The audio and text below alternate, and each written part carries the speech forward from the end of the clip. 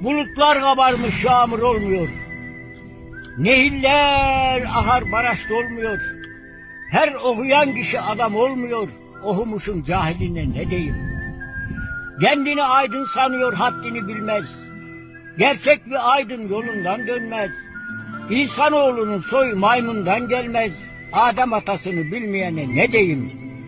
Şu milletin haline bakıp gülenler, yemin ile kürsülere gelenler, siyaseti kendine servet bilenler, kul hakkını bilmeyene ne diyeyim?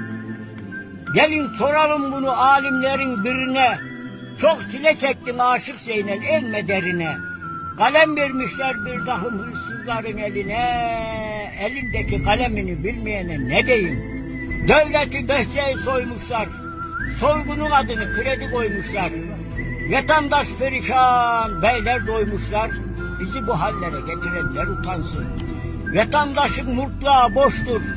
Cepte para yok, boştur ha boştur. Annenin gözünde bir damla yaştır. Bizi bu hallere getirenler utansın. Bilmiyorum ki nereye gitmek. Her sözümde vardır hikmet. Sen ete bıkmışsın, ben bulamam etmek. Bizi bu hallere getirenler utansın.